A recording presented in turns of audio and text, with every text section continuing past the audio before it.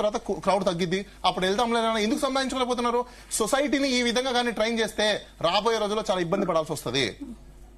అంటే సంధ్యా theatre incident కి main గా బెనిఫిట్ షో కారణం అనే వాదన వినిపిస్తోంది. ఏంటి అసలు బెనిఫిట్ షో ఎందుకు వేయాల్సి వస్తుంది?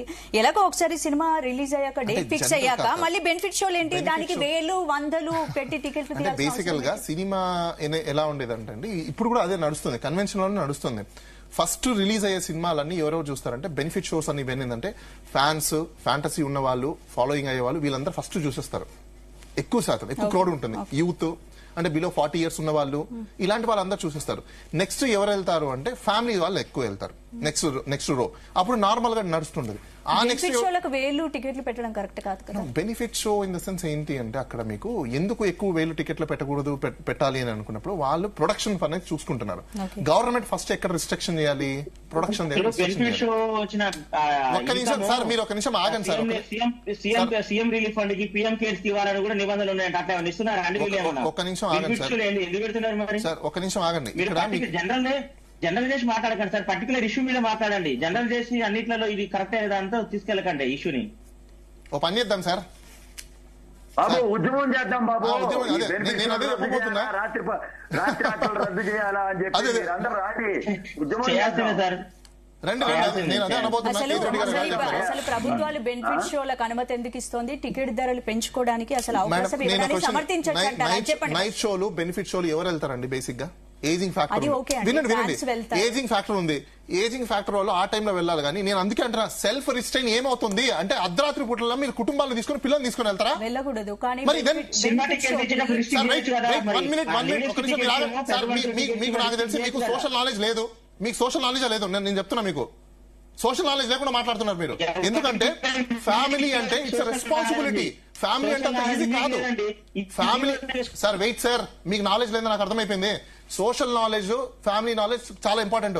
ఒక కుటుంబ పెద్ద ఓపెన్ టాప్ జీప్ లో వచ్చి ఒక అమ్మాయి చనిపోవడానికి కారణం ఏంటి? వాళ్ళ సోషల్ నాలెడ్జ్ లేదని చెప్పి మాట్లాడుతున్నారు. మీకు లేదు, ఈ అల్లు అర్జునానికి లేదు సోషల్ నాలెడ్జ్. ఓకే, మీకు బాగుంది కదండి. అయితే చెప్పండి సార్, ఏం చేయాలో పోనీ చెప్పండి. మహేష్ గారు మాట్లాడండి. చెప్పండి ఏం చేయాలో, మీరే సజెషన్ చేయండి, వింటాం. ఈ బెనిఫిట్ షో అని కూడా రద్దు చేయాలండి. ఫస్ట్ ఈ బెనిఫిట్ షో రద్దు చేయాలి. ఇప్పుడు టికెట్ ఇచ్చే దగ్గర కూడా బెనిఫిట్ షో రిస్ట్రిక్ట్ చేయొచ్చు.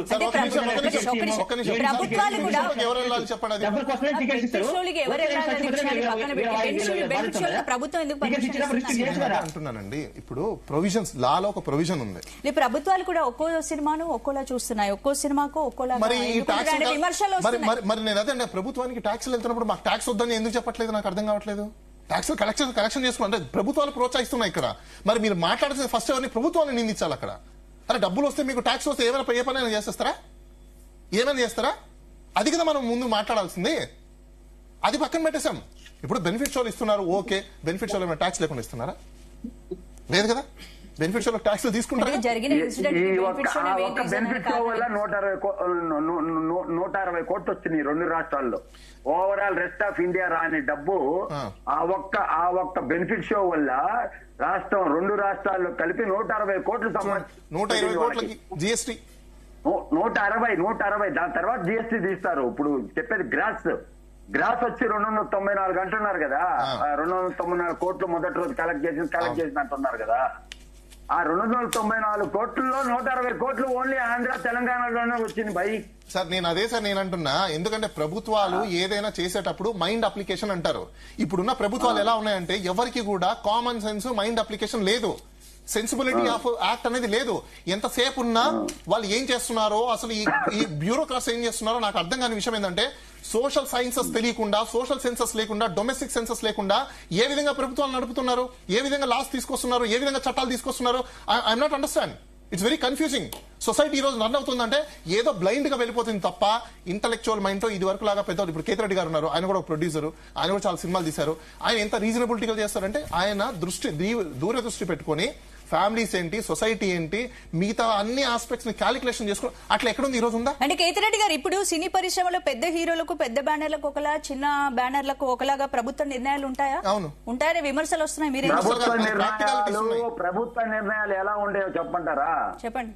పోయినసారి వచ్చిన దేవరాకి ఓపెనింగ్ మొదటి రోజు ఆంధ్రప్రదేశ్ గవర్నమెంట్ లో ఒక రేట్ ఇచ్చింది, ఓకే సెకండ్ డే నుంచి ఒక రేట్ ఇచ్చింది. ఇప్పుడు ఈ సినిమాకి 200 రూపాయలు ఇచ్చింది, ఆ సినిమాకి 100 రూపాయలు ఎంత ఇచ్చింది. ఓకే కాబట్టి ఏంటంటే ప్రభుత్వ నిర్ణయాలు వీళ్ళు ఏం అప్లికేషన్ పెడతారంటే, ఓకే అయ్యా మేము తెలంగాణలో సినిమా తీసాము అంటే రామోజీ ఫిలిం సిటీ తెలంగాణలో ఉంది కాబట్టి తీసాము, ఇంత భాగం తీసాము, ఇంత కాస్ట్ ఆఫ్ ప్రొడక్షన్ పెట్టాము, మా సినిమా మీద ఇంత ఎక్స్పెక్టేషన్ ఉంది కాబట్టి మా సినిమాకి ఒక షోకి బెనిఫిట్ షో కింద అలౌ చేయండి అని అంటున్నారు. కానీ ఇది రొటీన్ ప్రాసెస్ గా జరిగిపోతుంది ప్రతి సినిమాకి జరుగుతుంది. రేపు పండగ ఈ రోజు ఆయన కోమటిరెడ్డి వెంకటరెడ్డి ఏమన్నాడు, బెనిఫిట్ షోలు ఇంక ఉండవు అని అన్నాడు. ఇప్పుడు జనవరి 14వ తారీఖు గేమ్ చేంజర్ సినిమా వస్తుంది. పైగా దిల్ రాజు వచ్చి తెలంగాణ ఫిలిం డెవలప్మెంట్ కార్పొరేషన్ కి చైర్మన్ అయ్యాడు. ఆయన దానికి ప్రొడ్యూసరు. ఆ సినిమాకి ఏమవుతుందో మనం చూడాలి కదా, ప్రజా తిరుగుబాటు రావాలి కదా. ఉండవు అని చెప్తున్నారు. కేతిరెడ్డి గారు, ఇప్పుడు దేశవ్యాప్తంగా పుష్ప 2 కలెక్షన్స్ రికార్డు కలెక్షన్స్ సృష్టిస్తుంటే మరి ఏంటిరా ఏపీలో మాత్రం కొంచెం డల్ అయింది ఎందుకంటారు? కలెక్షన్